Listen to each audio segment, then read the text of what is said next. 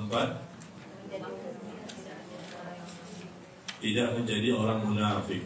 Yang kelima, berbaik sangka kepada Allah. Yang keenam, menuntut ilmu syar'i. Yang ketujuh, berzikir dan banyak berdoa kepada Allah.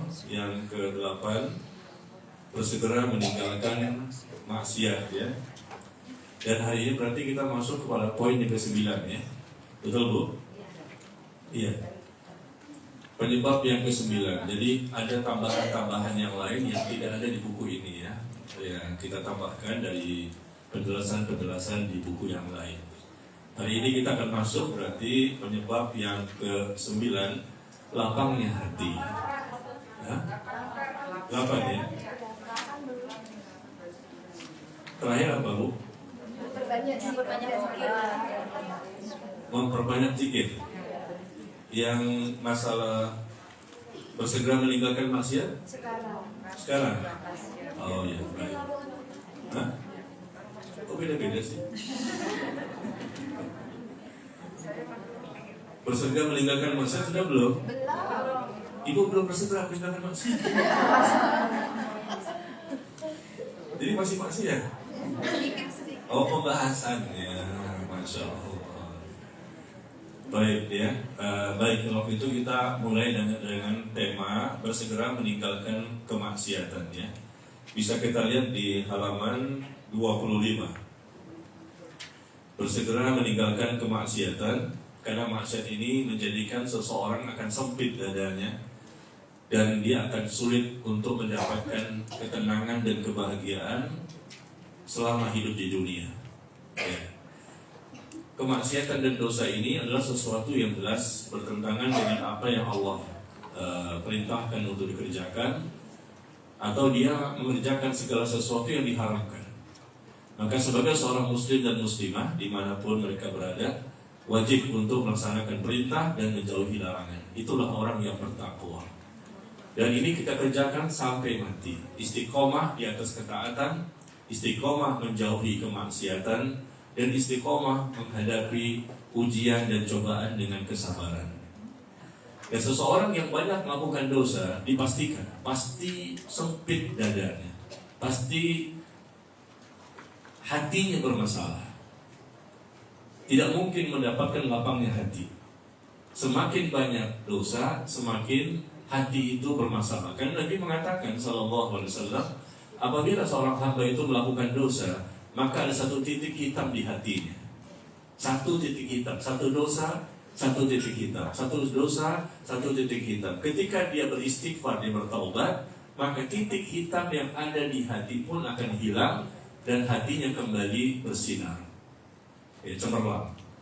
Jadi kalau dia bertaubat dan beristighfar. Tetapi ketika berbuat dosa dengan mengakibatkan satu titik hitam di hati, ya, kita bicarakan masalah hati, ya, gimana lapangnya hati itu. Dengan satu dosa, satu titik hitam. Semakin banyak dosa, semakin banyak titik hitam. Dan dia pun tidak juga beristighfar dan bertaubat.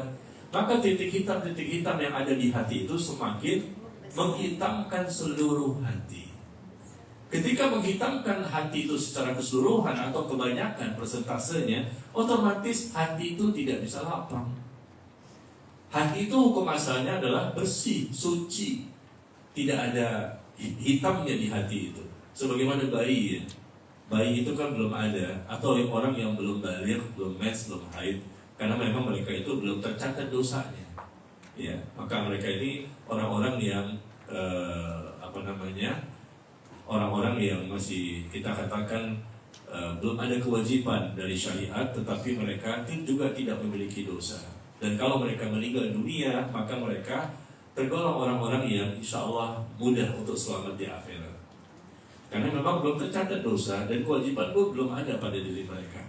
Tetapi bagi mereka yang sudah baligh, sudah mens, sudah haid, ya, maka sudah ada dosa itu tercatat. Nah, ketika dosa itu semakin banyak, satu dosa satu titik, dan itu tidak diiringi dengan istighfar dan bertaubat, akhirnya menghitamkan seluruh hati. Ketika menghitamkan seluruh hati, otomatis hati itu akan menghitam dan akan menjadikan orang itu gelisah, galau, bingung, resah, tidak tenang, stres. Karena hatinya, kuncinya ketenangan itu kan di hati. Kuncinya kelapangan itu ada di hati. Kuncinya kekayaan juga di hati. Kayanya hati itu lebih dahsyat dibandingkan kayanya harta. Orang yang paling kaya di muka bumi ini bukan kaya harta sebetulnya. Orang yang paling kaya hatinya. Orang yang paling kaya hatinya maksudnya adalah orang yang paling kaya dari sisi iman, ilmu, dan amal. Itu orang yang paling kaya. Karena Rasul mengatakan bukan orang yang kaya itu orang yang banyak hartanya, tetapi orang yang kaya yang sebenar-benarnya hakikat dari kekayaan adalah orang yang kaya hatinya, kata Nabi Sallallahu Alaihi Wasallam. Kaya hatinya, maknanya apa? Ya hatinya bersih. Orang yang kaya hatinya berarti hatinya bersih, hatinya suci, hatinya hidup, qalbun salim, hatinya selamat. Ya, orang yang kaya hati otomatis karena hatinya bersih, berarti ilmu yang dia dapatkan ilmu yang benar, bermanfaat. Berarti amal yang dia lakukan amal bermanfaat dan benar dan diterima oleh Allah. Ya, dan imannya juga iman yang benar akidahnya. Ini kalau kita lihat seluruh kebaikan-kebaikan yang ada dalam Islam sumbernya ada di mana? Di hati. Dan seluruh kejahatan, seluruh keburukan, seluruh dosa dan kemaksiatan sumbernya dari mana? Dari hati juga. Jadi kalau kita sampai hari ini belum merasa sebagai orang yang banyak kebaikannya, kita bisa evaluasi kan, saya belum solehah nih. Memang saya pribadi belum solehah. Saya ya.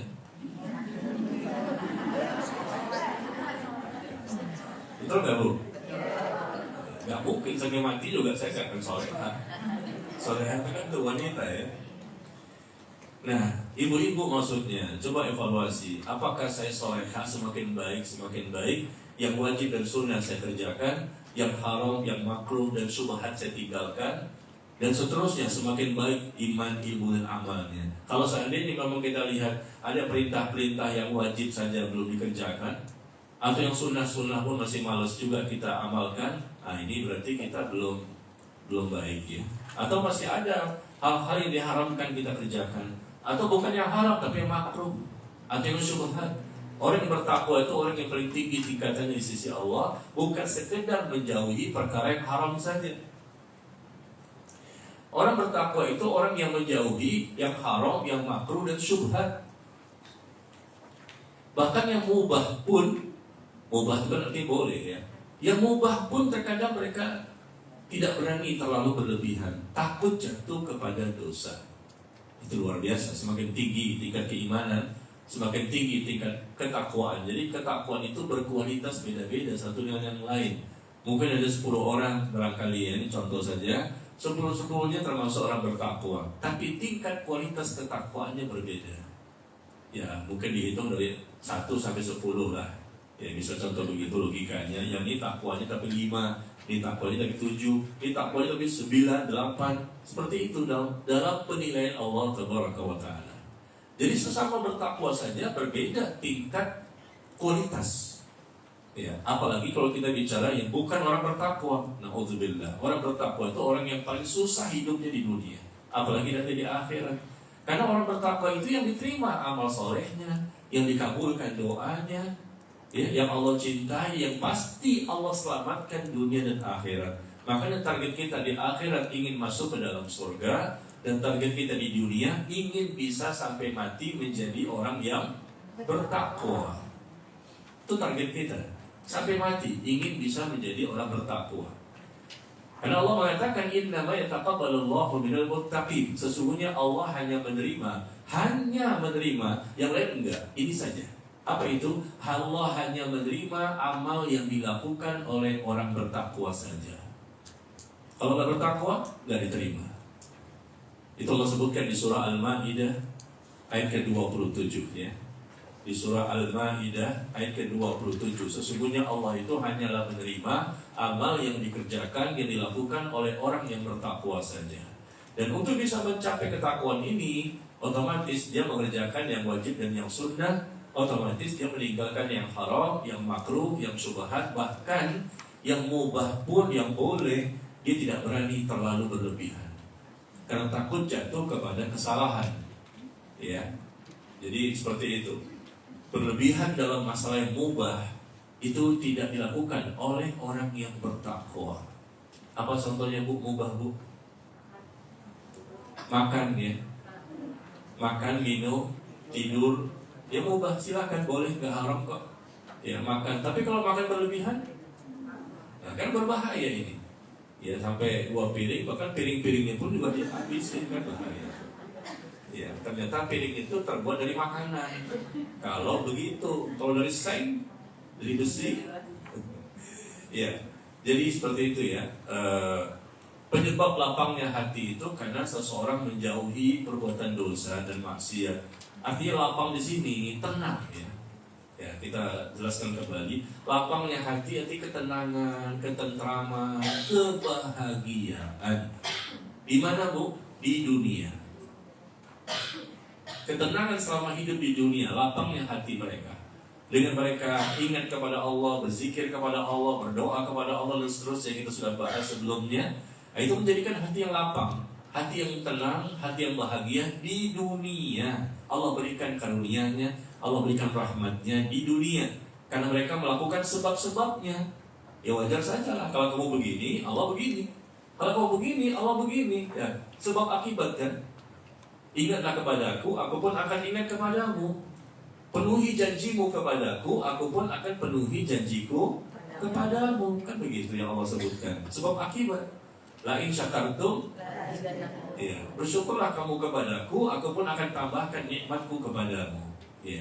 Tapi kalau seandainya sudah melakukan perbuatan dosa, wa jazaa'u sayyi'ah sayyi'atun mithluha.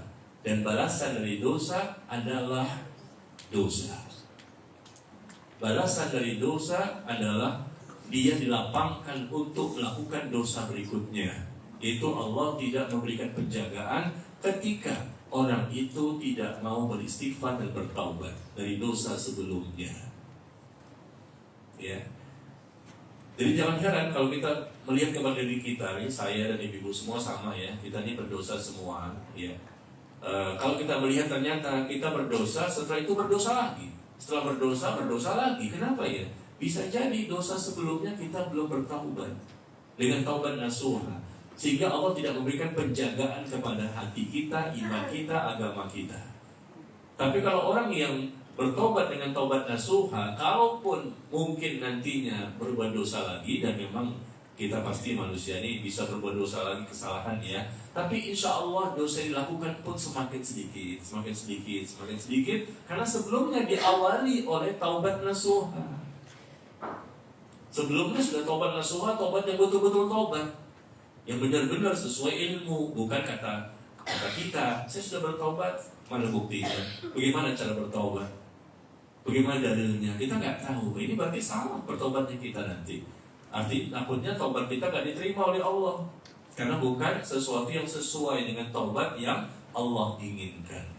Jadi setelah bertobat pun manusia akan bisa kembali melakukan taubat, melakukan dosa. Dan tobat lagi, dosa, tobat lagi, dosa, tobat. Sampai kapan? Sampai mati. Karena setan pun tidak pernah berhenti untuk menggoda kita sampai setan berputus asa.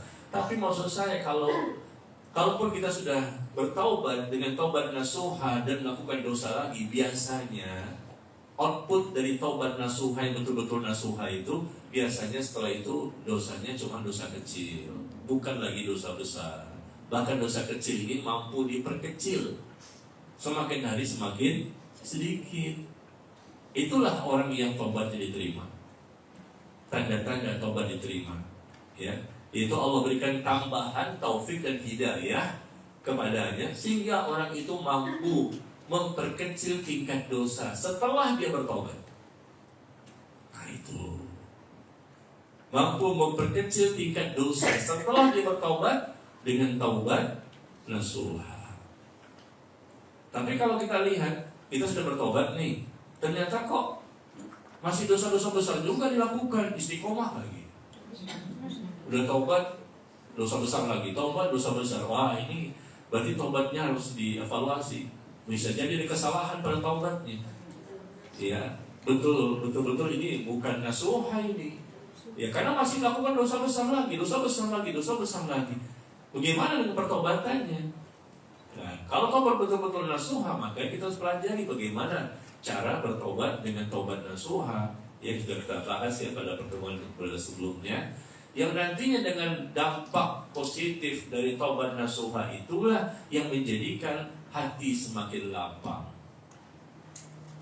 Ya, makanya menjauhi dosa dan maksiat bukan sekedar yang kita baca di buku ini dapat melapangkan hati, meninggalkan dosa dan maksiat. Tidak, saya tambahkan lagi koma, belum titik di poin yang berikutnya ini.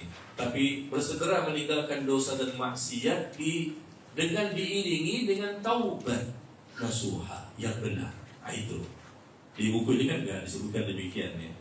Kalau sekedar meninggalkan taubat saja, meninggalkan taubat banyak orang yang bisa. Meninggalkan maksiat ya.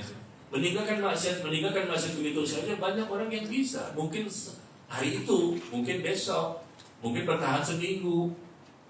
Tapi tidak diiringi dengan taubat. Wah, berbahaya. Mungkin bisa jadi dia meninggalkan maksiat karena emang nggak berhasil. Dia punya keinginan, ya sebetulnya tadi itu saya ingin memperkosa dia tuh.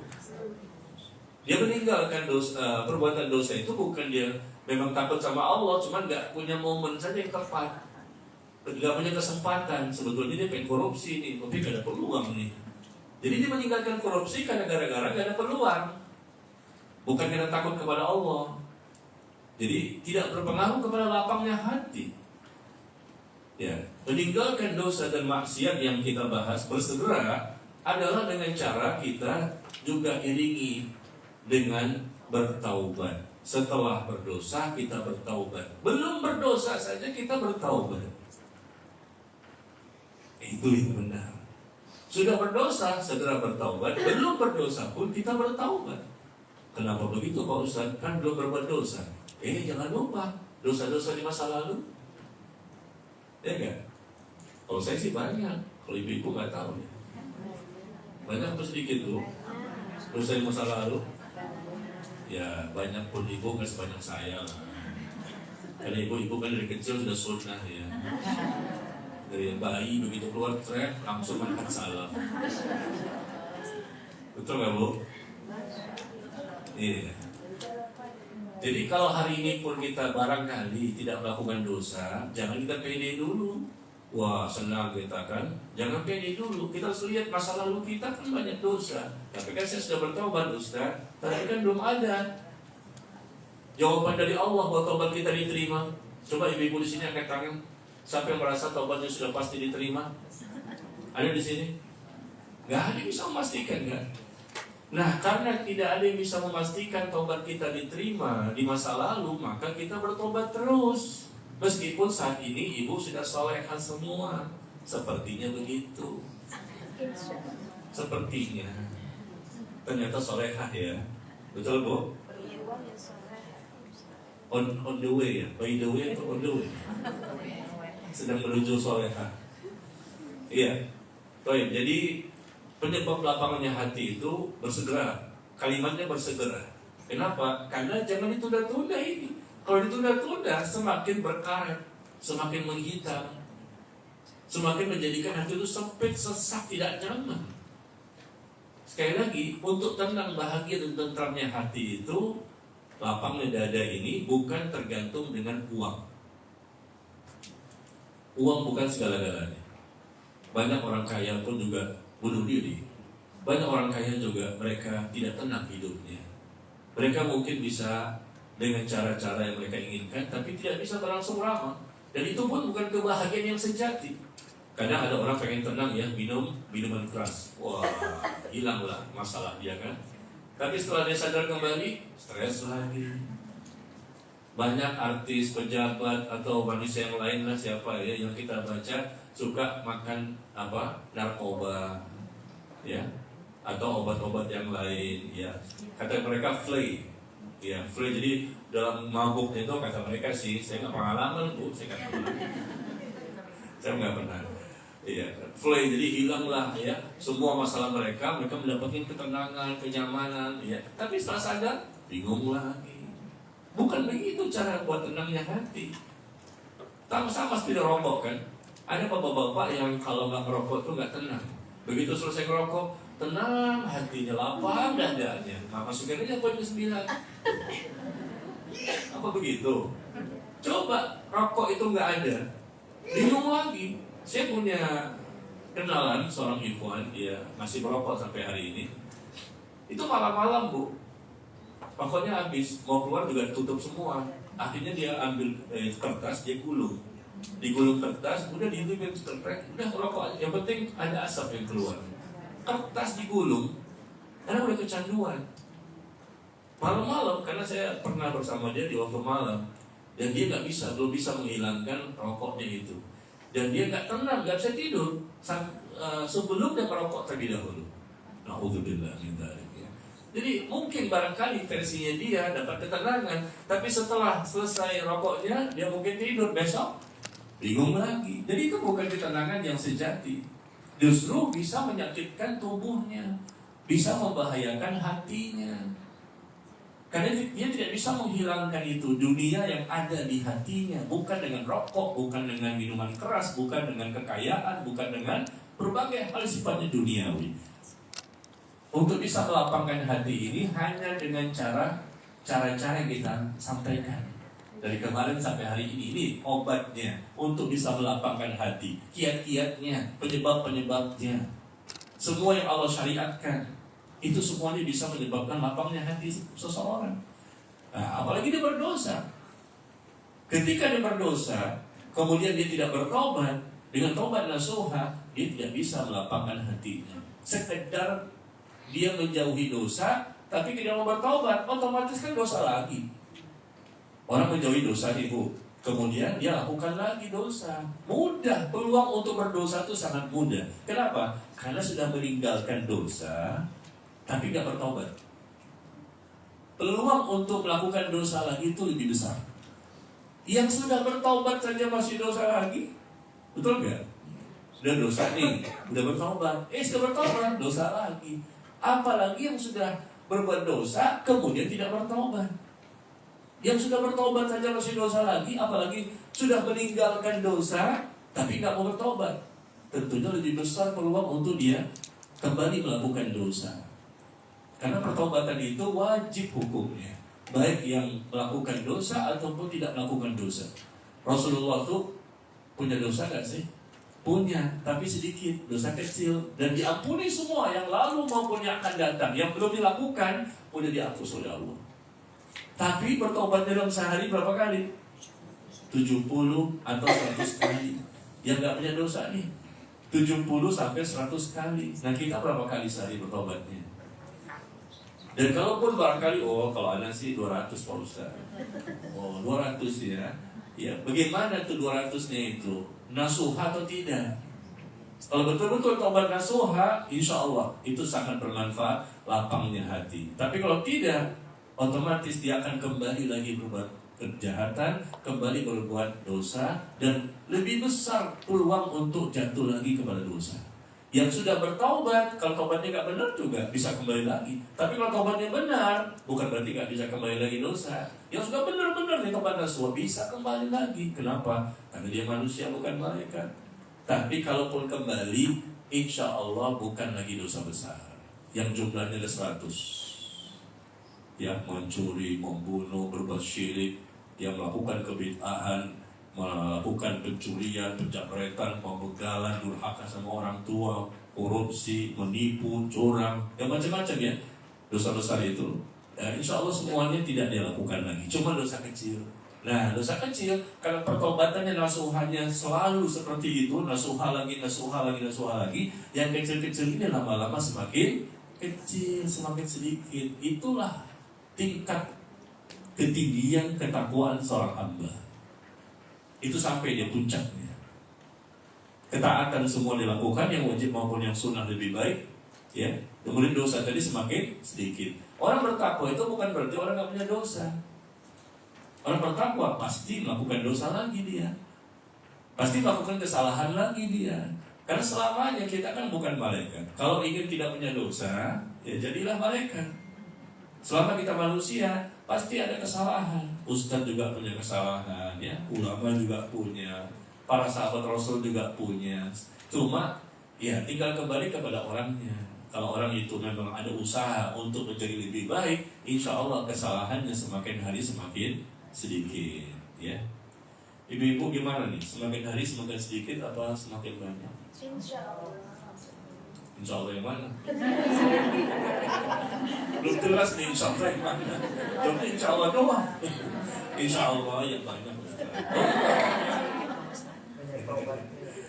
Kalau di sini sih enggak lah ya, sedikit semua ibu dosanya. Ibu dosanya dikit dosa. Ibu dosanya dikit dosa. Ya, begitulah ya. Kan solehah semua ya. Baik, jadi kita lihat firman Allah. Dalam Al-Quran Allah berfirman, وَمَنْ أَعْرَضَ عَنْ ذِكْرِي فَإِنَّ لَهُ مَعِيشَةً ضَنْكًا وَنَحْشُرُهُ يَوْمَ الْقِيَامَةِ أَعْمَى قَالَ لِمَ حَشَرْتَنِي وَقَدْ كُنْتُ بَصِيرًا. Ya, coba lihat bagaimana firman Allah di surah Thaha. Surah ke-20 ayat 124.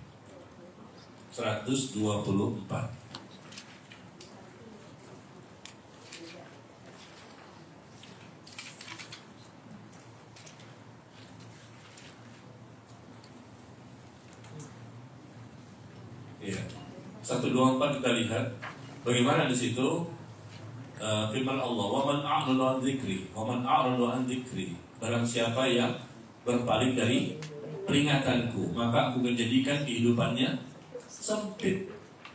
Hidupnya sempit, meskipun dia kaya raya, kok sempit? Apa sempit di sini? Sempitnya hati, karena dia berpaling dari Allah, berpaling dari kewajiban-kewajiban yang harusnya dia kerjakan, berpaling dari perkara-perkara yang haram yang harusnya dia tinggalkan. Dia berpaling dari peringatanku. Ya, peringatanku ini adalah apa yang Allah sebutkan dalam Al-Quran dan hadis dari Nabi SAW. Al-Quran itu peringatan dari Allah, dan Rasul pun menyampaikan juga peringatan dari Allah. Orang yang berpaling, waman a'rada an dzikri, barang siapa berpaling dari peringatanku, ya, dari ajaranku, maka baginya kehidupan yang sempit. Sempit hidupnya, stres, nggak pernah tenang. Siapapun dia, baik dia orang kafir maupun muslim, sama saja kalau memang berpaling. Karena berpaling ini bukan orang kafir saja, muslim juga banyak yang berpaling, namanya muslim munafik. Muslim munafik. Kalau yang tidak berpaling namanya muslim mukmin. Ya, muslim terbagi dua kan, ada muslim munafik, ada muslim mukmin. Yang tidak berpaling itu muslim mukmin. Muslim yang betul-betul mukmin ya, dengan jatuh bangun lagi, diperbaiki lagi. Ya, namanya muslim mukmin bukan berarti nggak punya dosa, tetapi dia lebih baik, persentase kebaikannya lebih banyak dibandingkan keburukan. Dia belajar, dia berilmu, dia beriman, dia mengamalkan ilmunya, akidahnya benar, ibadahnya benar, akhlaknya benar. Ya, yang berpaling itu selalu konotasinya adalah orang kafir, orang munafik. Karena memang di dunia ini cuma ada 3 jenis manusia, 3 jenis golongan manusia: kafir, munafik, mukmin. Kafir, munafik, mukmin. Sebagaimana Allah sebutkan di awal-awal surah Al-Baqarah. Bagaimana seorang mukmin secara global disebutkan 4 ayat. Dzalikal kitabul la raiba fihi hudal lil muttaqin, seterusnya cuma 4 ayat. Kemudian dijelaskan tentang orang kafir secara global cuma 2 ayat. Kemudian dijelaskan tentang orang munafik setelahnya berapa ayat? 13 ayat. Iya, memang musuh Islam itu kaum muslimin, musuhnya itu sebenarnya adalah orang munafik ini, yang menjadi musuh yang sebenar-benarnya. Karena ini yang lebih sulit. Orang kafir lebih jelas, mereka ngaku kok mereka kafir, orang-orangnya pun kita tahu. Tapi yang munafik ini pura-pura, ini lebih sulit. Dan musuh yang sebenar-benarnya musuh dalam selimut, meskipun nggak pakai selimut. Musuh dalam selimut meskipun nggak pakai selimut. Iya, jadi kita kembali ke surah Thaha tadi. Waman a'rada an dzikri fa inna lahu ma'isyatan dhanka. Barang siapa berpaling dari peringatanku, maka dia akan mendapatkan kehidupan yang sempit. Berpaling berarti dia berdosa. Nah ini Tidak mau dia bersegera meninggalkan dosa. Berdosa lagi, berdosa lagi, berdosa lagi. Ya bagaimana? Makanya mendapatkan kehidupan yang sempit. Wa nahsyuruhu yaumal qiyamati a'ma, dan nanti pada hari kiamat kami kumpulkan mereka dalam kondisi buta di padang mahsyar. Dikumpulkan dalam kondisi buta, maka mereka mengatakan, qala rabbi lima hasyartani a'ma wa qad kuntu basira. Wahai Tuhanku, kenapa aku menjadi buta? Bukankah dulu aku termasuk orang yang bisa melihat? Apa kata Allah dalam ayat berikutnya? Qala kadzalikal yaum. Apa gimana? Maka demikianlah kata Allah. Apa?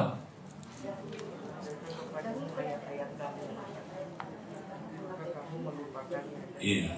Demikianlah balasan kepada orang tersebut karena mereka mengabaikan dan melalaikan dan melupakan ayat-ayat kami. Maka sehari ini juga kami pun akan mengabaikan mereka. Di dunia mereka terus-menerus dalam perbuatan dosa, kekufuran, kemunafikan, mereka melupakan Allah, nasullah fanasiyahu, mereka melupakan Allah, maka sekarang Allah pun melupakan mereka. Iya, orang kafir, orang munafik, karena mereka melupakan Allah selama di dunia, nanti di akhirat pun Allah akan melupakan mereka. Artinya bukan dilupakan, dibiarkan begitu saja. Artinya Allah tidak memberikan keselamatan. Itu maksudnya melupakan mereka. Allah tidak memberikan perlindungan, Allah tidak memberikan penjagaan, dia tidak mendapatkan naungan. Itu Allah lupakan mereka. Artinya mereka akan mendapatkan siksaan dan hukuman. Sebabnya apa awalnya? Barang siapa berpaling dari peringatanku, aku jadikan mereka kehidupan yang sempit. Siapa saja, Bu, kita berani memastikan demi Allah, bahkan bersumpah atas nama Allah kita berani. Karena Allah itu tidak pernah berdusta. Siapa saja yang melakukan dosa, yang dosa itu terus-menerus mereka lakukan tanpa diiringi dengan taubat, pasti sempit hatinya, pasti tidak lapang hatinya. Dia akan mendapatkan kehidupan yang sempit. Berapa hartanya? 1 triliun, 5 triliun, 1000 triliun dolar lagi. 1000 triliun dolar. Wah, berapa itu duitnya? Tapi apakah dia bahagia? Apakah lapang hatinya? Tidak. Itu bukanlah penyebab untuk lapangnya hati. Orang miskin, orang susah, sakit-sakitan, nggak terkenal, tapi dia bertakwa, insya Allah lapang hatinya. Lapang hatinya, meskipun dia miskin, karena dia sudah melalui sebab-sebab untuk mendapatkan lapang hati. Hati itu milik Allah, bukan milik kita. Seluruh jasad kita juga milik Allah. Dan Allah yang menginformasikan kalau pengen lapang hati ya begini. Ya. Allah yang menginformasikan kalau mendapatkan ketenangan hati ya begini caranya. Kan Allah lebih tahu tentang ciptaannya. Seperti orang buat mobil ya, pabrik dari Jepang membuat mobil Toyota ya, atau mobil yang lain. Tentunya pabrik kan lebih tahu. Kamu jangan lakukan ini, lakukan yang ini sesuai dengan prosedur buku panduan mobil, begitu. Jangan menyalahi buku panduan. Nanti kamu tidak akan mendapatkan bagusnya mobil ini. Iya. Nah begitu juga manusia, kalau ingin dapat ketenangan, kebahagiaan, ikuti buku panduan. Yang menciptakan kita siapa? Allah. Nah Allah yang akan memberikan kebahagiaan kalau kita mengikuti panduannya. Selamanya kalau memang selalu berbuat maksiat ya, kita bicaranya selalu. Ya, tapi kalau sekali-sekali segera bertobat, ya insya Allah hatinya akan lapang. Sekali-sekali berdosa, nggak sengaja ya. Kemudian dia bertobat, insya Allah hatinya lapang. Tapi kalau dosa lagi, dan tidak mau bertobat, ini hatinya pasti sempit, nggak bahagia. Rumahnya megah, wah mobilnya mewah, deposito di bank sampai bank nggak muat itu naruh duitnya. Saking banyaknya itu, bank nggak muat, nggak bisa menaruh duitnya saking banyak. Apakah orangnya bahagia? Lapang hatinya? Tidak, karena itu bukan penyebab. Orang yang sehat badannya, Masya Allah ya, ikut diet, ikut puasa, ikut fitness, ikut apa, wah badannya, wah kayak gitar Spanyol. Bagus gak sih gitar Spanyol? Ini kan cuma istilah, Bu. Bukan. Kata orang kan begitu, kita ngikutin istilah orang ya. Wah, ini bodinya kayak luar biasa. Apakah dia bahagia? Dengan langsingnya badannya, tinggi seplafon. Apakah dia bahagia? Tidak. Itu bukan cara penyebab untuk mendapatkan ketenangan dan lapangnya hati. Bukan fisik, bukan harta, bukan kedudukan, bukan jabatan, bukan dunia. Ini sebab-sebabnya. Yang kita bahas hari ini adalah jauhi dosa. Insya Allah kita akan mendapatkan lapangnya hati. Tapi kalau dosa makin terus dilakukan, berarti dia berpaling. Nah, berpaling maksud surah Toha. Surah Toha. Barang siapa berpaling dari peringatanku, dia akan mendapatkan kehidupan yang sempit. Coba kita lihat ayat yang lain. Sekarang pertanyaan, kenapa kalau berpaling Allah jadikan kehidupan yang sempit? Karena Allah tidak menjaganya, Allah membiarkannya. Dia tidak mau bertobat, ya udah. Kenapa ini sempit? Karena dia melakukan dosa. Kenapa dia melakukan dosa? Karena setan dengan mudah untuk mengganggunya.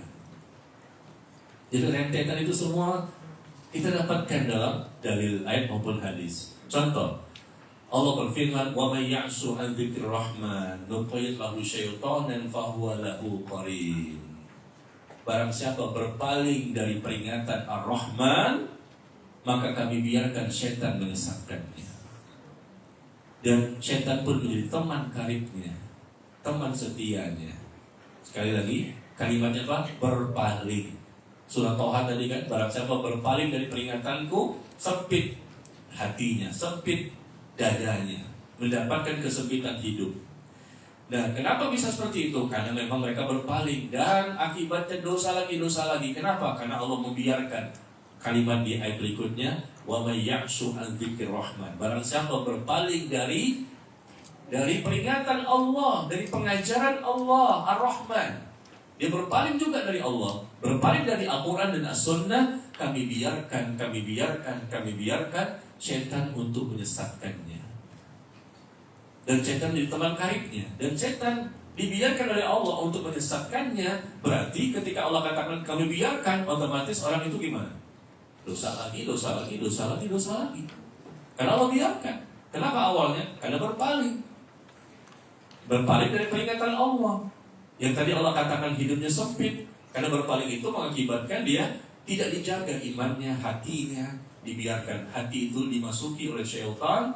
Seharusnya pintu-pintu masuknya setan dalam hati manusia itu ditutup. Ada 20 pintu. 20 pintu masuknya setan dalam hati manusia. Ternyata 20 ini dia tidak tutup, dia buka semua pintunya. Sehingga setan dengan mudah keluar masuk ke hati. Hidup ini kan jadi kita ini mudah untuk dekat kepada Allah, ya, mudah menjauhi dosa karena setan sulit untuk menggoda kita. 20 pintu untuk masuknya setan dalam hati semua kita tutup, kita bentengi. Tapi kalau orang buka tuh pintunya semua, wah, setan dengan mudah masuk ke hatinya. Nah, begitu setan masuk, keluar masuk gampang karena dibuka semua pintu-pintunya sekitar 20 tadi. Akibatnya setan pun menguasai hati seseorang. Istahwada alaihimu syaitan fa'ansahum dzikrullah. Syaitan menguasai hati mereka sehingga mereka pun semakin lupa kepada Allah. Itu Allah sebutkan di surah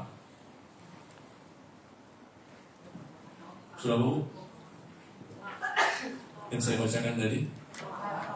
Bukan, yang barusan ini loh. Istahwada alaihimu syaitan fa'ansahum dzikrullah.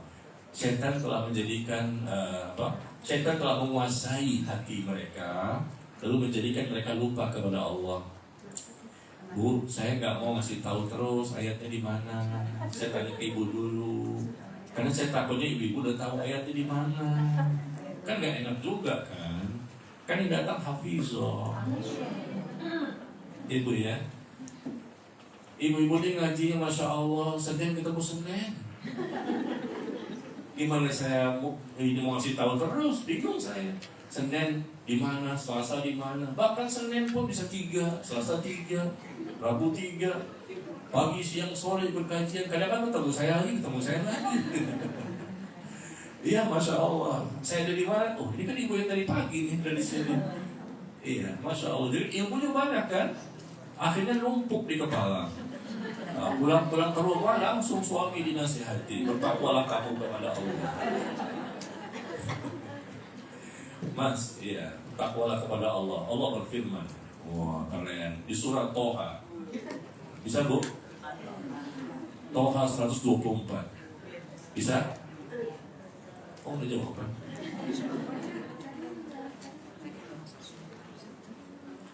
Yang saya sebutkan tadi sebetulnya ayat yang pernah dibahas pada pertemuan yang lalu. Maka saya tanya kembali. Mungkin gak dibaca ya. Setan menguasai hati mereka sehingga mereka lupa kepada Allah. Hah? Iya, Al-Mujadalah ayat 19. Bukan gak tahu sebetulnya, tawadhu aja Ustaz. Takut riak Pak Ustaz. Kita menjaga hati. Gitu Bu ya. Iyalah kalau begitu. Al-Mujadalah jelas surah keberapa? 58 ya. Surah 58 ayat ke-19. Setan telah menguasai mereka. Apa yang dikuasai? Hatinya. Yang menyebabkan akhirnya mereka semakin lupa kepada Allah. Nah tadi ayat berikutnya Bu, barang siapa berpaling dari pengajaran Allah, berpaling dari peringatan Allah, kami biarkan setan menyesatkannya. Itu di mana?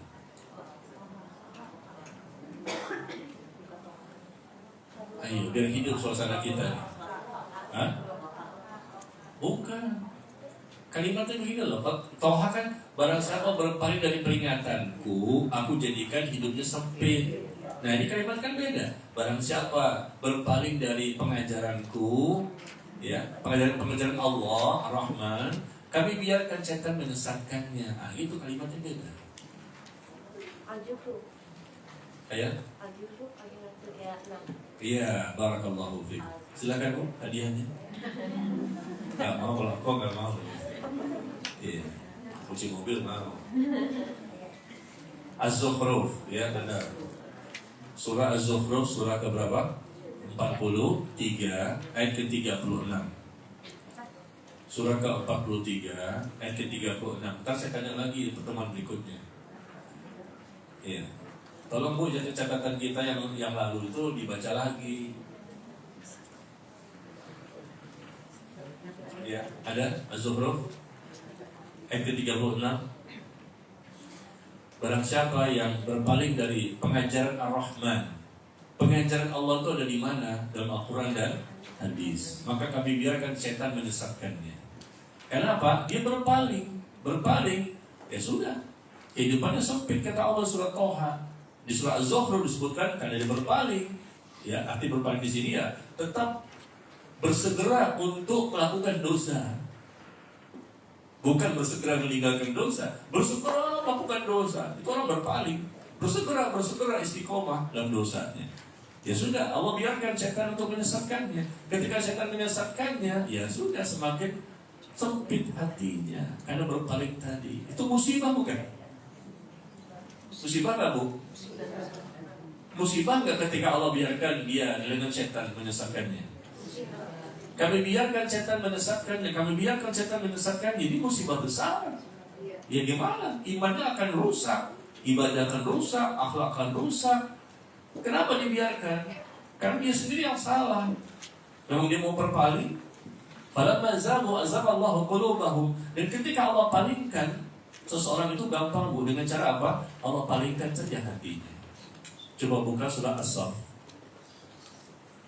As-Saff ayat ke-5.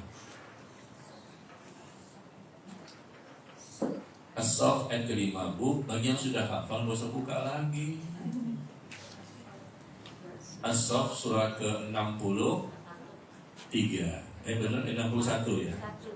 61. Surah As-Saff surah ke-61 ayat yang ke-5. Ayat yang ke-5. Falamma zaghu azaghallahu qulubahum. Ketika mereka berpaling, maka Allah pun semakin memalingkan apa Bu? Hati mereka. Betul nggak? stabilo lagi, catat lagi, ntar saya tanya lagi bulan depannya. Ibu tahu nggak ini? Ini kapan ya? Ini nggak pernah dijelasin ya. Ini kenapa bisa lupa Bu? Karena kebanyakan taklim. Bingung kan? Dari Senin ketemu Senin. Masya Allah. Jadi seminggu ibu ngajinya 8 hari. Padahal seminggu itu 7 hari loh. Kan sehari 3 kali. Iya. Kalah makan aja bisa sehari sekali kalau puasa kan. Ini ngajinya 3 kali, Masya Allah ya. Gak ada kerjaan. Iya, nggak ada kerjaan. Subhanallah. Santai kan. Di rumah juga sudah ada pembantu, ada 20 orang. Ya kan, di rumah nyuci nyetrika semua ada pembantu 20 orang. Bahkan ngurusin suami juga pembantu. Bukan pintu, tuh bapak datang tuh, bukan mbak, bukan mbak. Bukanlah suami, dia pikir istri, aku dipeluk. Saya pikir istri saya. Pergi juga mau kantor, tinggal ya kantor ya. Yang kantor juga membantu. Mbak, anterin bapak tuh. Istri kemana? Di kamar main handphone. Atau jawab pertanyaan umat. Menjawab pertanyaan umat, Masya Allah. Luar biasa ya, kerjaan itu memang positif ya Bu ya. Betul Bu? Insya Allah.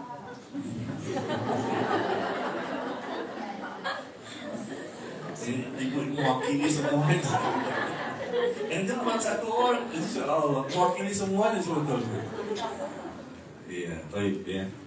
Jadi ketika Allah mengatakan kami biarkan setan menyesatkannya, berarti ini musibah besar.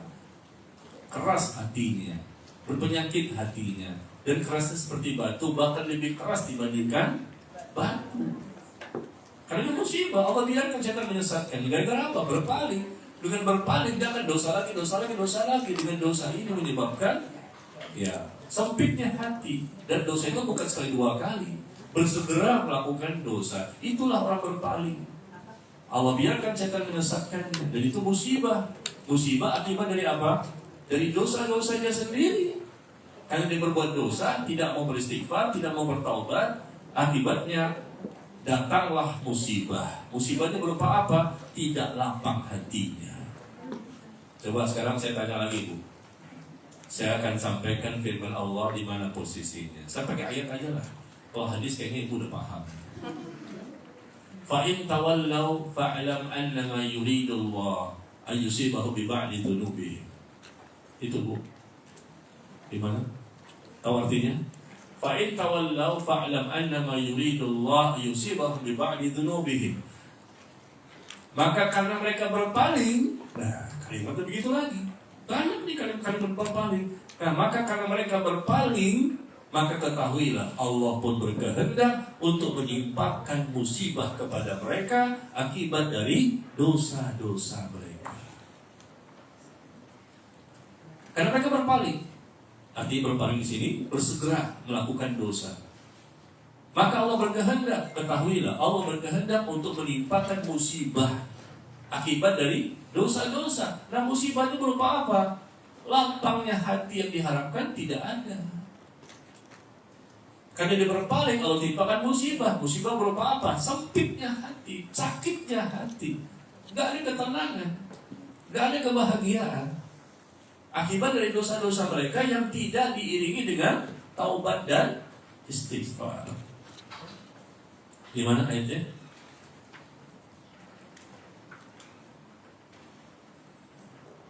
Ini nggak enak nanti semua Ustaz Nazmi supaya tanya ya. Kalau Ustaz lain begini nggak Bu? Hah? Al-Imran Ustaz. Al-Imran. Bukan. Kalimatnya seperti yang saya ucapkan tadi. Ada yang lain? Al-Maidah? Iya. Al-Maidah 49. Masya Allah ya. Ibu menjawab dengan hafalannya. Hafalannya di Google. Kan ngelihat. Buka handphone. Iya, Al-Maidah ayat berapa? 49. Coba cek benar gak?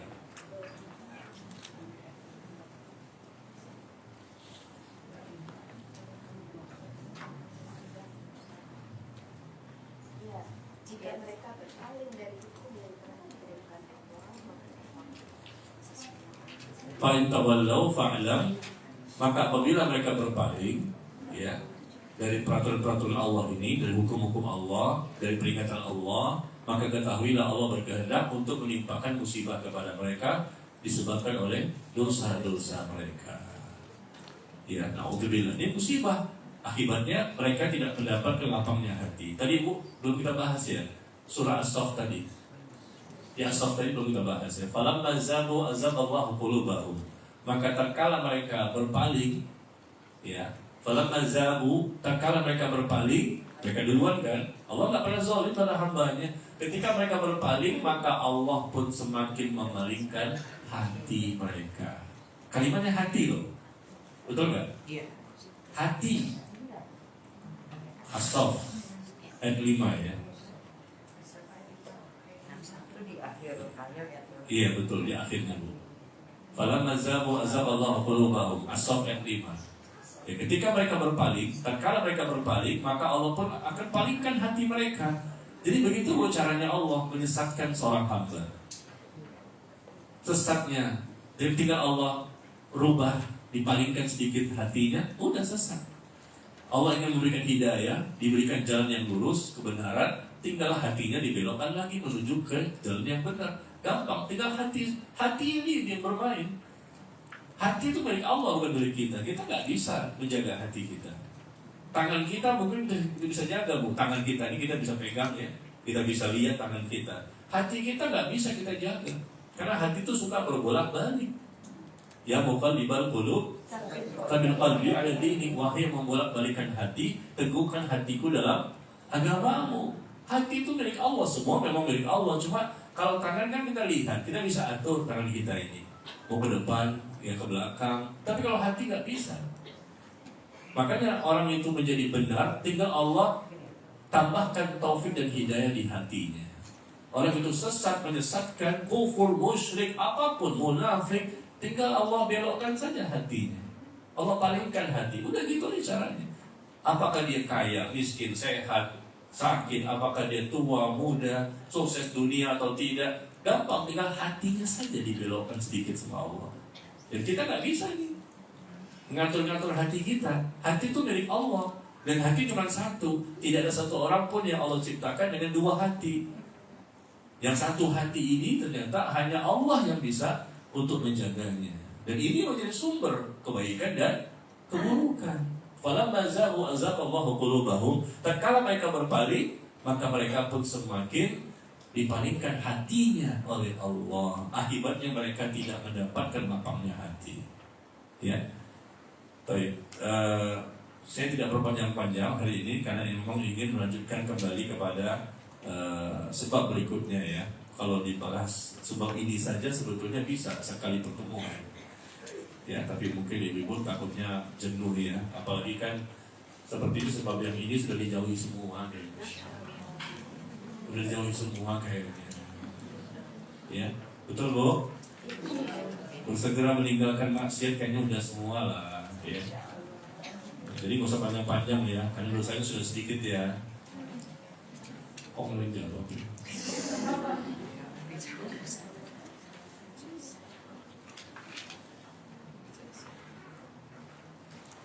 Ini tema saya ntar di siang nih, khotbah Jumat.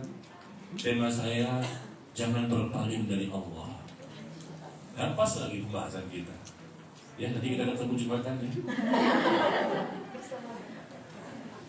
Jangan berpaling dari Allah. Tema saya itu, insyaallah taala di Masjid Baitur Rahman, Pondok Pinang. Tahu Pondok Pinang Bu? Masjid Baitur Rahman. Pernah khotbah di situ?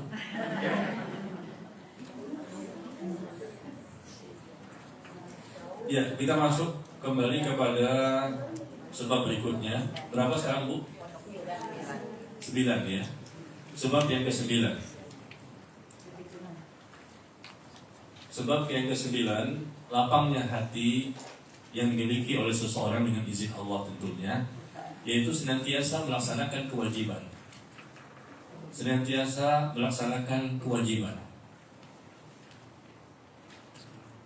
Kewajiban-kewajiban yang Allah perintahkan semua dia kerjakan tanpa kecuali.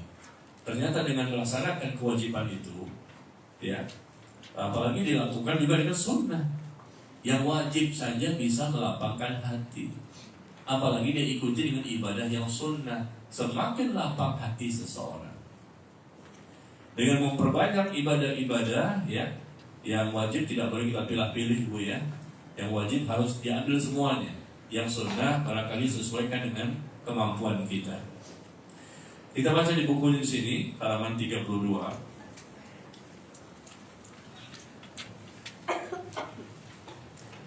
Senantiasa melaksanakan kewajiban. Di hadis qudsi ya Allah Azza wa Jalla berfirman, barang siapa yang memusuhi kekasihku, maka aku menyatakan perang kepadanya. Tidaklah hambaku mendekatkan diri kepadaku dengan sesuatu yang lebih aku sukai daripada apa yang aku fardukan kepadanya. Jika seorang hamba melakukan hal-hal yang wajib, yang fardu, maka Allah pun mencintainya. Subhanallah, ya. Ini cara untuk mendapatkan cintanya Allah. Kemudian hamba itu ternyata bukan mengerjakan yang wajib saja. Dia pun selalu dan senantiasa tidak henti-hentinya mendekatkan diri kepadaku dengan amalan-amalan yang sunnah, hingga aku pun semakin mencintainya. Ini pun cara mendapatkan cinta Allah, ya. Yang wajib kita kerjakan, Allah cinta, ya. Yang sunnah juga dikerjakan, semakin dicintai. Kemudian jika aku telah mencintainya, apa yang terjadi? Akulah, kata Allah, menjadi pendengarannya, yang dengannya ia mendengar, menjadi penglihatannya, yang dengannya ia melihat, menjadi tangannya, yang dengannya ia memegang, dan menjadi kakinya, yang dengannya ia berjalan. Artinya Allah jaga seluruh anggota tubuhnya. Ya, bukan Allah tuh nempel di bagian anggota tubuhnya, bukan begitu pemahamannya, ya. Allah gak butuh pada makhluk, ya, bukan reinkarnasi atau Allah menjelma dalam tubuh seorang manusia sebagaimana akidahnya orang-orang di luar Islam, bahwa Allah turun ke bumi, ya, menjelma sebagai Yesus atau Nabi Isa, ya, siap disalib. Ya, ini kan gak benar, ya. Tujuannya apa? Untuk mengampuni dosa manusia. Kenapa untuk mengampuni dosa manusia harus turun ke bumi? Kan gampang bagi Allah untuk mengampuni dosa manusia, bahkan menjelma jadi manusia dan rela disalib. Kenapa harus begitu repot-repot? Karena Allah Maha Kuasa atas segala sesuatu. Ya, ini memang sudah dasarnya salah, ya. Bukan begitu yang datang dari Allah, tapi dibuat-buat oleh mereka akidah yang rusak. Maka di sini artinya ketika aku mencintainya karena dia melakukan ibadah yang wajib maupun yang sunnah, ya, aku menjadi pendengarannya, penglihatannya, tangannya, kakinya, ya. Artinya Allah akan jadikan semuanya positif. Allah akan jadikan anggota-anggota badan ini melakukan kebaikan dan ketaatan. Dan jika ia memohon kepadaku, maka aku berikan permohonannya. Dan jika ia meminta perlindungan kepadaku, maka aku pun memberikan perlindungan kepadanya. Artinya kalau dia berdoa, Bu, doanya cepat Allah kabulkan. Kita ingin doa dikabulkan oleh Allah, caranya begini: kerjakan yang wajib, perbanyak yang sunnah. Doa-doa cepat Allah kabulkan. Jadilah dia wali Allah. Wali Allah itu seperti ini, ya. Karena disebutkan di sini, man adali waliyan, barang siapa yang memusuhi waliku, kekasihku, aku menyatakan perang kepadanya. Wali itu seperti ini di awal-awal, Ibu, awal hadisnya.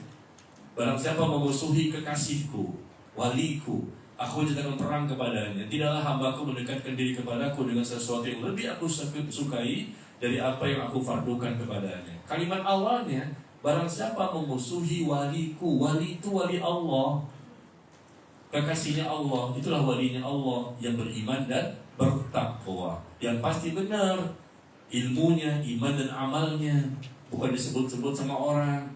Ini wali Allah datang ke Indonesia, melihat wajahnya penghuni surga yang sudah ada di dunia.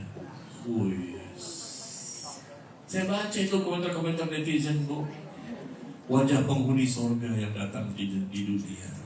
di Indonesia, raih tangannya, maka engkau akan bersama dengannya di surga nanti. Beruntunglah orang-orang yang berhasil mencium tangannya, karena dengan mencium tangannya maka itu akan menjadi tali yang kuat untuk dia bersama dengannya di surga. Maka orang berebutan ciumnya. 3 kali tuh Bu. Kasih 1, 2.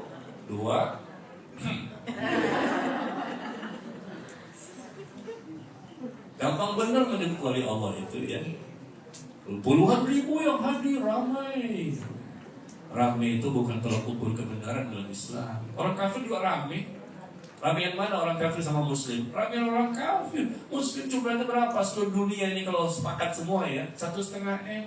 Orang kafir sekarang ini 6,5 M. Ayo banyak kan ada. Orang-orang ya. Kalah kita. Banyaknya manusia ya, itu bukan ukuran kebenaran. Jangan tertipu. Pak Ustadz datang ke berapa orang? Kemarin berapa? 50 orang, 100 orang. Nih lihat, rame, putih semuanya. Ya, ibu tahu kan ini maksud? Ya udah diam aja. Habib itu ya. Iya, udah jadi bukan. Kan saya nggak tahu, saya kan polos. Iya, polos ya, saking polos. Kan nggak tahu polos, iya bentuk saking polosnya ini keceplosan juga. Iya, begitulah jamaah sekalian ya, subhanallah. Allah sebutkan wali, bukan sembarang wali. Bukan sekedar pakai jubah, pakai apa tuh? Roti Maryam. Sorban ya namanya. Kan bikin roti Maryam. Ya, sorban pakai jubah, ya bisa bahasa Arab. Abu Jahal bisa bahasa Arab. Abu Lahab bisa. Mohon maaf ya, sekedar bisa bahasa Arab. Mana keulamaannya, mana karya-karyanya, mana hafalannya, mana ilmunya. Enggak sembarangan. Kita orang berpikir, kita orang berakal. Kalau betul-betul ulama, kita katakan ulama. Kalau betul-betul wali Allah, kita katakan wali Allah. Tapi itu kan gak boleh sembarangan. Gampang sekali untuk menyebutkan wali Allah lah, atau ulama lah, atau memang ini penghuni surga yang sudah terlihat di dunia, berebut-rebutan, ya Allah, untuk mencium tangannya. Dan senang sekali dicium. Ya Allah ya. Ini saya kebetulan melihat juga Bu ya, namanya juga buka-buka di sosial media kelihatan kan. Kalau ibu kan nggak tahu, karena jarang membuka sosial media. Karena ibu kan di rumah kerjaannya Quran hadis kan gitu. Betul nggak Bu? Jadi kalau ketika saya cerita begini pun ibu nggak tahu juga nggak nyambung kan? Nggak paham siapa sih dimaksud, gitu kan? Iya, wali Allah itu orang yang beriman bertakwa, selesai. Itu yang Allah sebutkan di surat Yunus. Surat Yunus ayat berapa tuh? 10. Surat 10 ayat yang Allah sebutkan siapa itu wali Allah yang sebenarnya.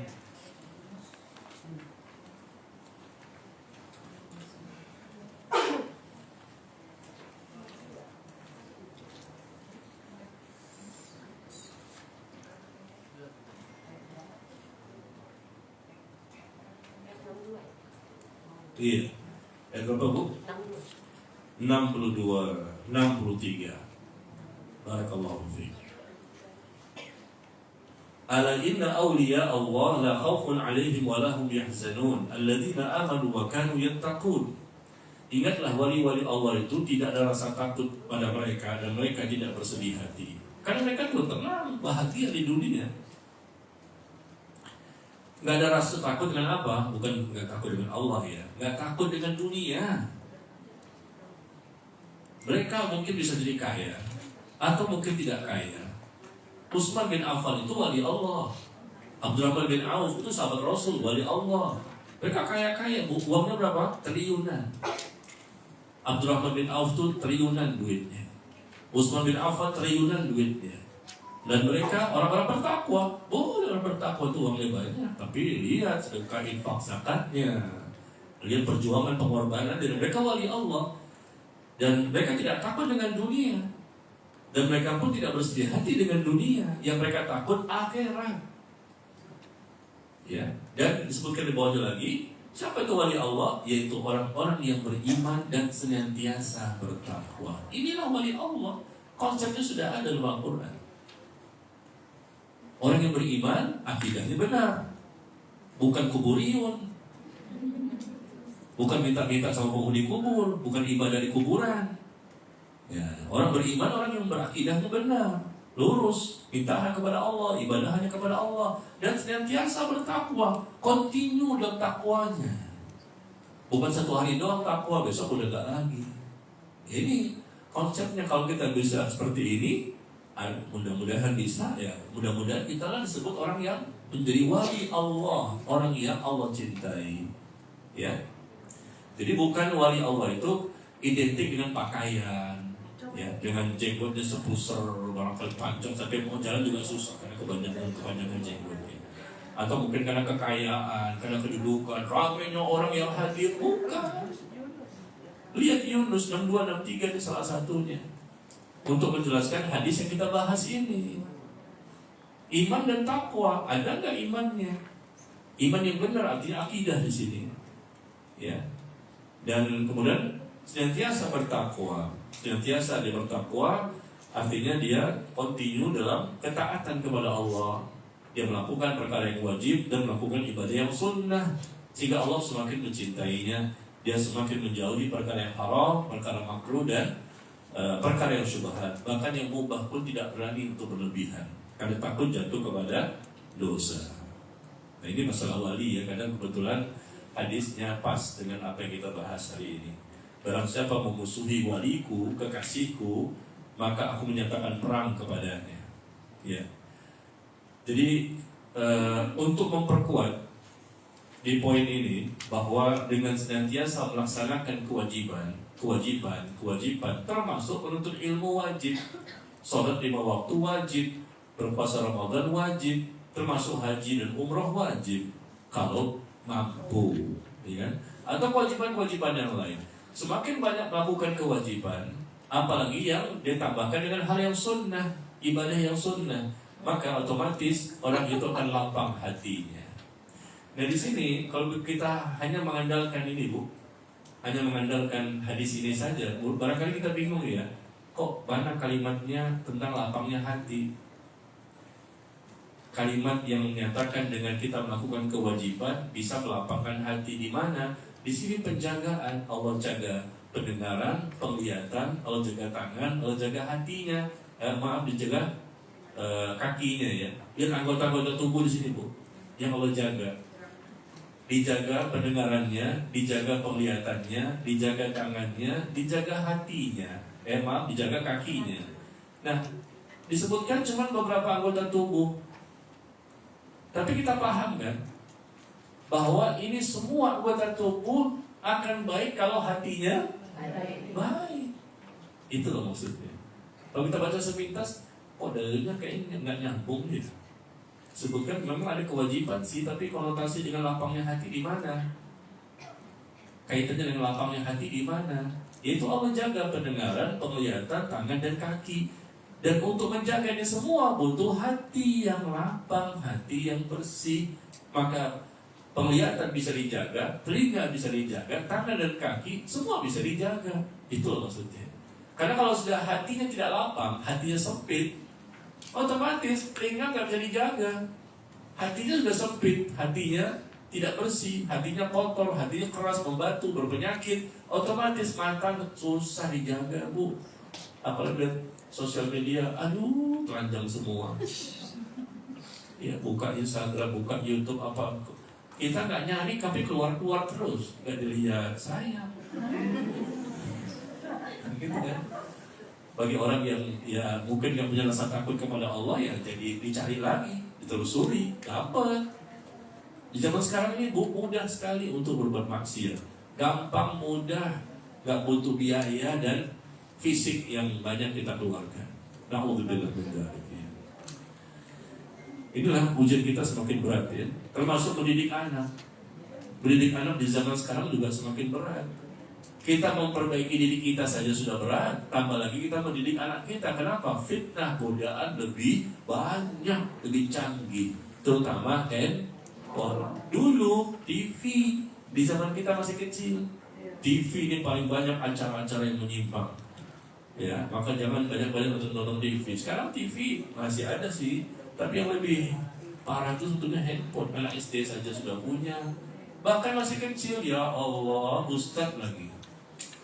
Ketika anaknya rewel, abi, abanti, papa, papi, dedi, kasih apa? Handphone. Udah dikasih nih. Udah anak tuh ketak-ketik diam. Bapaknya bisa ngobrol lagi dengan temannya. Itu langsung saya saksikan. Dia Ustadz juga. Begitu cara mendiamkan anak. Anak itu mengganggu ya, mengganggu bapaknya, kan bapaknya sedang ngobrol dengan orang lain, dia biasa manja kolokannya. Oh ini saya diperhatiin depan saya kan, karena dia sedang menemani saya, berbicara dengan saya, dikasih handphone, udah selesai. Yang dibuka tuh apa? Dia juga nggak lihat. Kalau dia lihat yang salah-salah gimana? Siapa yang dosa? Meskipun anak itu masih kecil, anak itu nggak berdosa. 2 tahun, 3 tahun, 4 tahun, 8 tahun, 9 tahun, mungkin belum balik kan? Belum berdosa. Yang berdosa siapa? Bapaknya atau ibunya. Nih kasih. Kenapa? Nggak mau repot.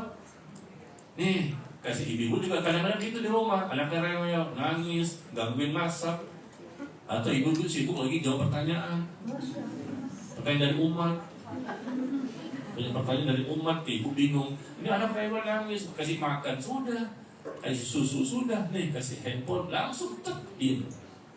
Buka game, mungkin juga yang lain. Game pun nggak boleh terlalu sering, merusak mata, merusak hati, merusak pikiran. Ya, hati-hati ya. Maka jangan dengan solusi seperti itu untuk mendiamkan anak. Baik.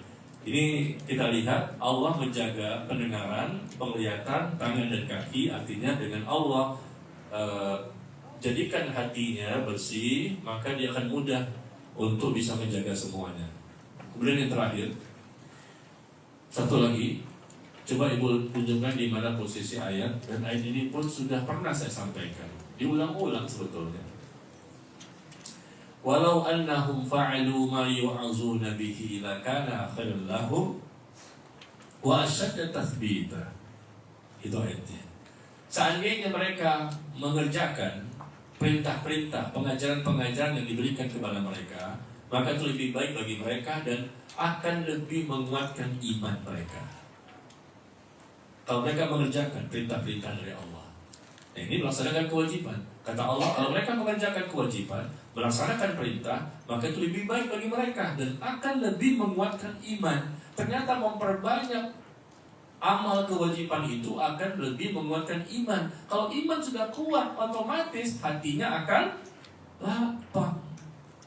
Di mana posisi ayat?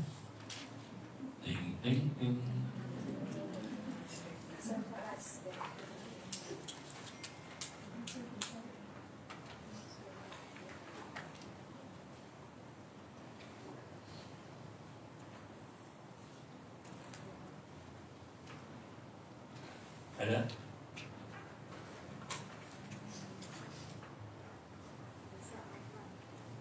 Ya, barakallahu fiik. An-Nisa 66.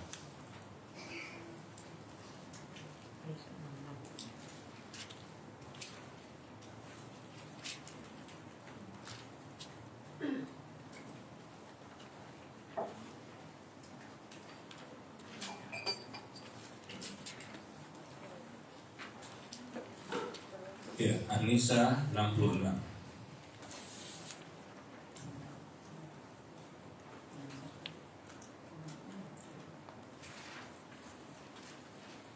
Ada? Ya, walau annahum fa'alu ma yu'azuna bihi lakana khairan lahum wa asyadda tathbita. Seandainya mereka melakukan ya kewajiban-kewajiban, perintah-perintah dari Allah dan Nabi alaihi salatu wassalam, maka itu lebih baik bagi mereka dan akan lebih menguatkan mereka ke hatinya, imannya ya. Kalau iman sudah baik, semakin baik dan semakin kuat, otomatis ya hati pun akan semakin lapang. Kalau iman semakin berkurang, hati pun semakin sempit. Itu aja. Ya kan? Kalau kita iman kita kuat, otomatis mendapatkan lapangnya hati itu lebih gampang, insya Allah, dengan izin Allah. Jadi di sini adalah kerjakan kewajiban-kewajiban, bahkan ditambahkan dengan ibadah-ibadah yang sunnah, maka insya Allah kita mendapatkan lapangnya hati. Baik, sampai di sini ya. Kita buka sesi tanya jawab karena sudah setengah 11 lewat dan sudah ada masuk pertanyaan kertas di sini satu ya. Tapi subhanallah, ibu-ibu mau lihat.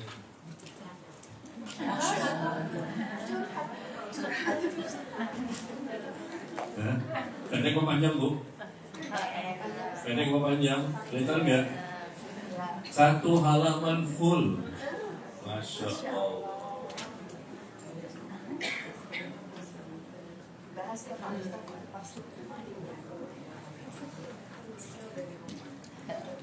Semoga Allah mudahkan Ustaz untuk menjawab pertanyaan ini.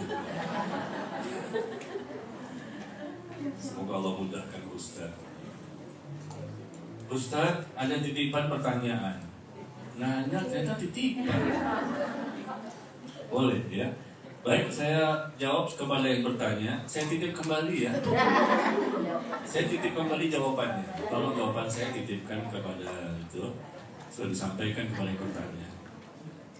Pak Ustadz, ada seorang wanita. Nah, seorang wanita yang menikah siri dengan seorang laki-laki mahasiswa. Setelah beberapa lama diketahui laki-laki ini sudah dijodohkan oleh orang tuanya di kampung. Kemudian setelah pulang kampung, pulkom. Hah? Tulisannya pulkom. Hah? Pulkom apa? Pulkom? Pulang kampung, pulkam. Oh, pulkam. Pulkam pulang kampung. Bukan pulkom ya. Kemudian setelah pulkam, pulang kampung, dinikahkan lagi sama orang tuanya. Dia sudah menikah sendiri dengan wanita ini, menikah sendiri dengan seorang laki-laki mahasiswa. Setelah itu beberapa lama diketahui laki-laki ini sudah dijodohkan orang tuanya di kampung. Setelah pulang kampung dinikahkan oleh orang tuanya. Setelah orang tuanya tahu bahwa anaknya sebenarnya sudah menikahi wanita janda anak 2 di Jakarta, maka orang tuanya murka dan menyuruh untuk menceraikan. Akhirnya cerai. Si wanita ini minta dinafkahi kalau sudah cerai, dengan mengancam akan membongkar tentang keadaan dirinya kepada keluarga istri barunya itu. Ya, berikan nafkah. Kalau enggak saya bongkar, saya kasih tahu kepada istri yang baru ini. Apakah nafkah ini halal tidak didapat dengan cara seperti itu? Sudah 3 tahun ini terjadi. Wah, lama kan nanyanya kok sekarang. Sudah 3 tahun terjadi. Jadi laki-laki itu kan pulang kampung. Dia udah menikah, orang tuanya nggak tahu. Orang tuanya marah. Kenapa kamu nggak kasih tahu orang tua? Ceraikan dia. Ternyata janda lagi, anak 2. Akhirnya diceraikanlah sama si laki-laki itu. Dan si wanita ini mungkin marah dan dendam ya. Kalau kamu nggak kasih nafkah ke saya akan bongkar kepada istri yang baru itu. Akhirnya dikasihlah nafkah ini. Sudah 3 tahun terjadi. Lamaan ini. Artinya bukan anak dia. Kan janda anak 2 bawa anak kan. Kecuali anak kandung. Kalau anak kandung tetap sampai mati dinafkahi, itu anaknya kandung dia sendiri. Selama anak itu belum mampu ya, dinafkahi terus sampai mati kalau belum mampu. Tapi kalau mantan istri, nggak ada kewajiban memberikan nafkah kepadanya. Mantan istri tidak ada kewajiban memberikan nafkah terus-menerus selama 3 tahun lagi sampai hari ini. Nggak ada, kecuali kalau anak kandung yang dibawa oleh mantan istri, anaknya itu dinafkahi. Nah ibunya oke lah sedikit, karena ibu itu kan yang mengurus anaknya, ya. Tapi kalau sudah mantan istri, kemudian anak juga bukan anak dia, tapi kenapa diberikan terus? Karena ancaman. Nah ini kesalahan dari awal ya. Kenapa laki-laki itu gak terang-terangan dari awal untuk menyampaikan kepada orang tua sebelum mereka menikah? Orang tua marah wajar gak bu? Wajar. Merasa dilangkahi. Kamu kan punya orang tua. Memang laki-laki gak butuh wali. Yang butuh wali perempuan. Laki-laki bisa nikah tanpa sepengetahuan orang tua pun sah, hukumnya sah. Tapi adabnya gak punya adab ini. Ya, dia menikah sah dengan seorang wanita janda kayak mau gadis silakan. Tapi kan gak memberitahu orang tua marah lah. Kamu kan dari mana asalnya? Orang tua kan kepengen juga menghadiri proses pernikahannya kan begitu. Senang anaknya bisa nikah dari kecil dirawat. Ya dari TK, SD, SMP, SMA sampai kuliah. Nah begitu dia bisa bekerja langsung nikah sendirian. Informasi enggak, nelfon enggak, minta doa restu enggak, minta persetujuan juga enggak. Dan dari sisi hukum sah, tapi dari sisi adab dan akhlak ini ya tentunya salah besar ya. Ya karena mungkin wallahu alam ya, mungkin dorongan hawa nafsu dan lain-lain, akhirnya mereka menikah. Nah kalaupun sudah menikah, sampaikan lagi. Ini terjadi di masyarakat bu, Anda seperti ini. Dia takutnya kalau menyampaikan ke orang tua nggak disetujui. Kenapa? Ini terjadi di tempat lain ya, bukan cerita yang ini. Ada juga kasus seorang ikhwan, dia menikah, semua keluarganya nggak tahu. Tahunya kapan? Ini terjadi. Ikhwan itu saya kenal dekat. Tahunya kapan? Ketika istrinya mau melahirkan, baru dikasih tahu ke keluarganya, karena dia butuh duit, minta bantuan. Kasih tahu kakaknya, kasih tahu ibunya, wah kaget semua, stres, teriak semuanya. Hah? Bunyi lagi? Hah?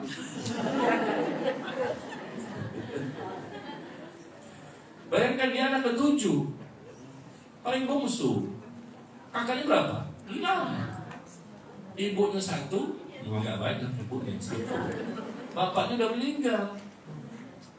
Masa ibu gak dikasih tahu? Kakak yang 6 ini di atas juga gak dikasih tahu. Tapi begitu mau melahirkan gak punya duit, baru kasih tahu kakaknya, kasih tahu ibunya. Marah semuanya. Ya wajar dong, kamu gak menghargai kakak kamu. Kita gak akan menghalangi kok. Kalau memang itu cocok, bagus ya. Tapi kan ada pemberitahuan lah. Apalagi ibu yang melahirkan.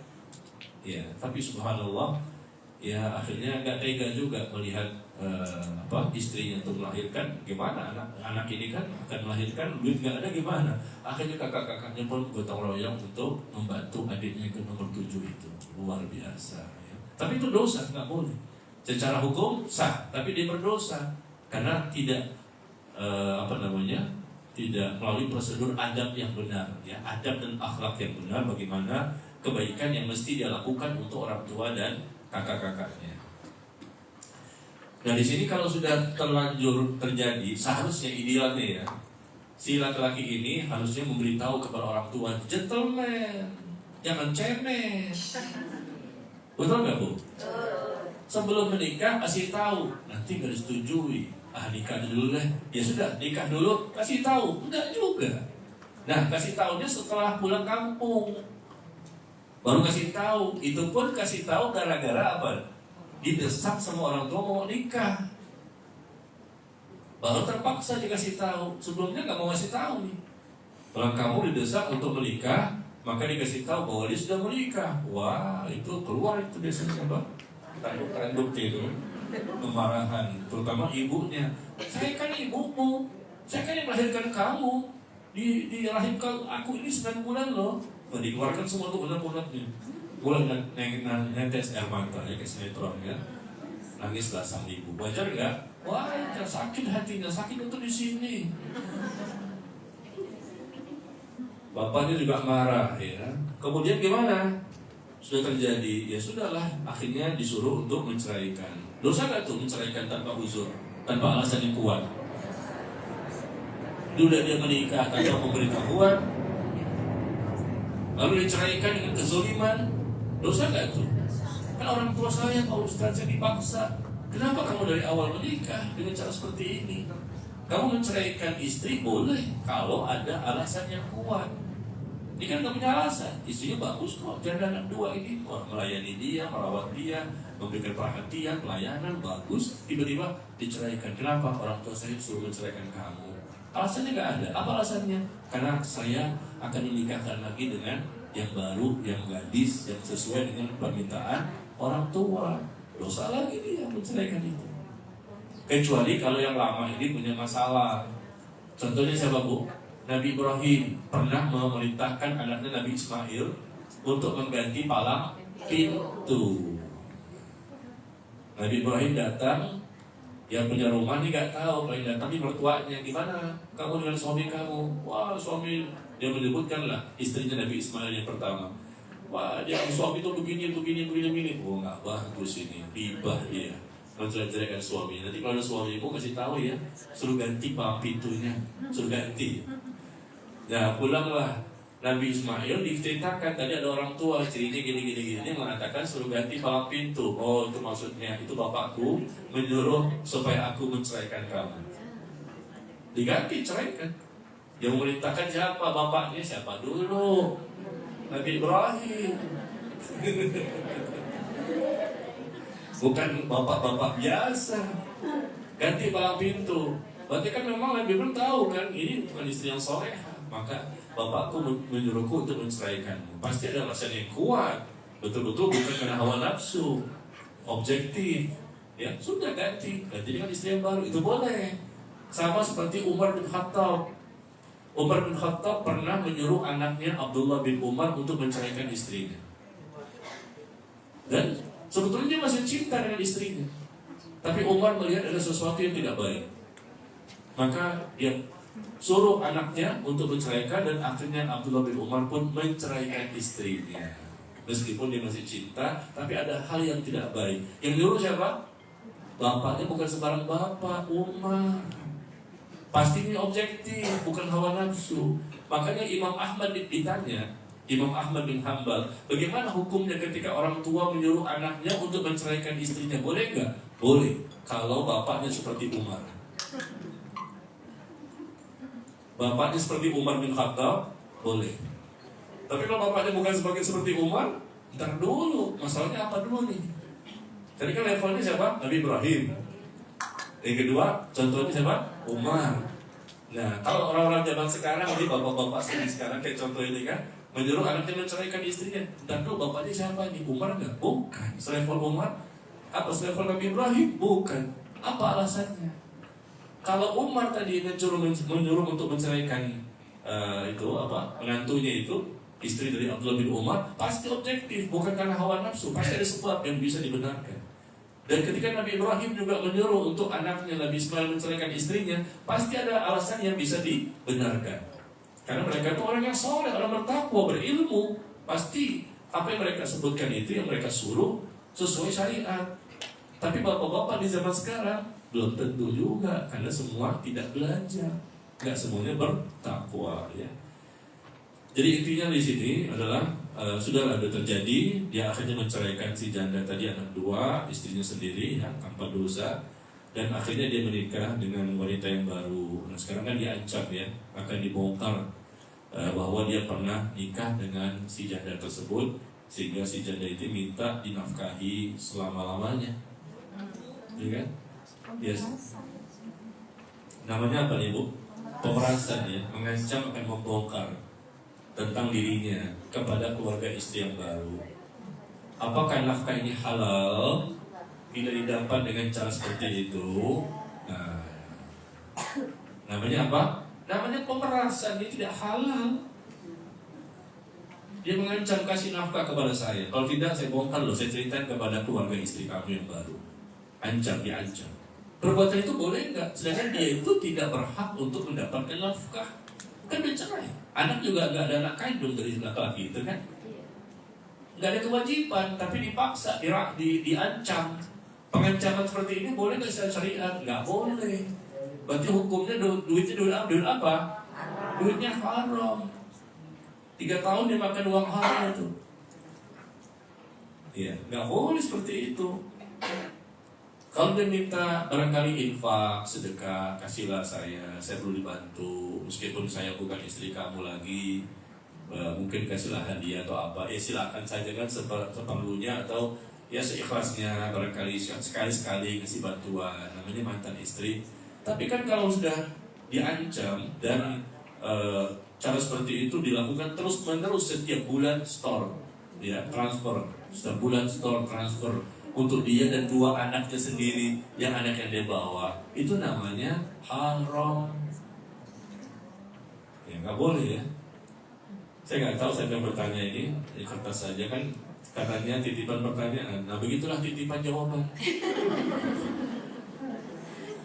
Titipan jawaban saya nggak boleh, karena ini perbuatan yang terlarang dalam agama, namanya pemerasan. Ya, pemerasan kan kita tahu diperas. Kalau meras kelapa bagus, ini kan orang diperas, diancam. Ya, ternyata yang dia perbuat adalah salah, karena sebetulnya dia bukan istri yang sah lagi, sudah bercerai dan anaknya pun bukan anak si laki-laki itu, anak bawaan dari si janda. Ya. Jadi jawabannya seperti itu. Nafkahnya apakah halal? Tidak halal. Sudah 3 tahun Ustaz. Jadi gimana solusinya Bu? Taubat. Solusi gimana? Kalau diberhentikan, nanti sampaikan kepada keluarga si wanita. Kalau nggak dikasih, ya, dan disampaikan cerita itu, dikasih, ini pemerasan, gimana?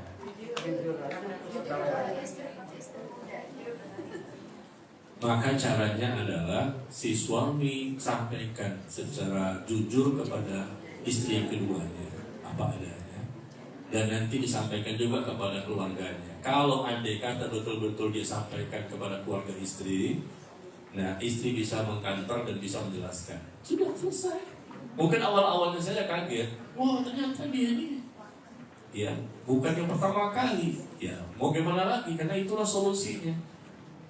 Dia menceritakan kepada istrinya yang kedua. Nanti kalau memang betul-betul ya, yang pertama ini menceritakan kepada keluarga istri, ya sudah, nanti diklirkan, diklarifikasi kembali, ceritakan baik-baik ya. Insya Allah awal-awalnya saja, sebentar, setelah itu beres. Ya, kenapa? Ini Pak, maaf, ini masa lalu saya. Ya sudah, selesai. Masing-masing orang punya masa lalu kan.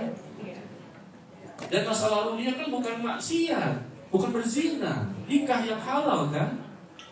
Masa lalu berzina aja ada kok, tapi jangan diceritain juga pada orang lain.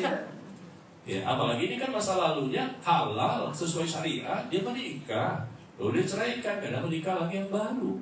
Jadi nggak usah takut sama manusia, kecilkan dia. Ya, besarkan Allah, kecilkan masalah dunia, karena memang harus seperti itu supaya tidak terjadi perkara haram yang terus menerus, dosa yang terus menerus ya. Demikian, barangkali sampai di sini sudah jam 11 ya. Insya Allah kita sambung pada pertemuan berikutnya di bulan yang akan datang. Semoga Allah berikan kesehatan, Allah berikan juga kesempatan dan keluasan waktu kepada kita, agar kita bisa kembali menghadiri kajian seperti ini yang semoga Allah berkahi, Allah berikan kepada kita ilmu bermanfaat dan bisa kita mengamalkan sebaik mungkin.